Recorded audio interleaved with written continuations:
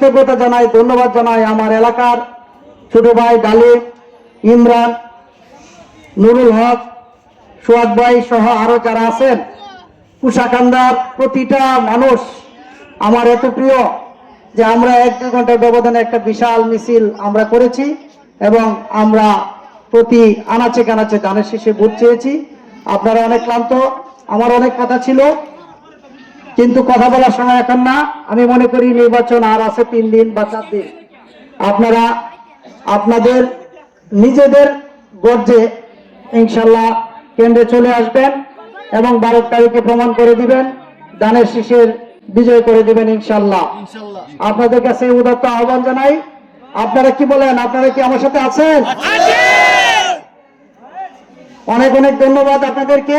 পাশাপাশি আগামীকালকে পাকুন্দিয়ার সমাবেশ আছে, সবাইকে দাওয়াত করলো। সবাই পাকুন্দিয়ার সমাবেশে ইনশাল্লাহ অংশগ্রহণ করবেন। আর আরেকটা কথা আমি ভুলে গেছিলাম, কাজল ভাই যেটা বললো, ইনশাল্লাহ কুশাকান্দাটা হলো পাকুন্দিয়া থানার মানে সবচেয়ে নিগৃহীত একটা এলাকা, এখানে কোনো উন্নয়ন নাই, কোনো কিছুই নাই। আমি আপনাদেরকে আশ্বস্ত করতে চাই, ইনশাল্লাহ জালাল ভাই এমপি হলে আমরা কুশাকান্দার এই চেহারা পাল্টে দিব। আর একটা জিনিস আমি বলতে চাই, জালাল ভাইয়ের সাথে আমার কথা হয়েছে। জালাল ভাই বলছে যে আগের রাজনীতি আর চলবে না, আমরা কোনো ক্যাডার ভিত্তিক রাজনীতি করব না, আমরা কোনো মাদকের রাজনীতি করব না। ইনশাল্লাহ আমরা সমাজটাকে পাল্টে দিতে চাই।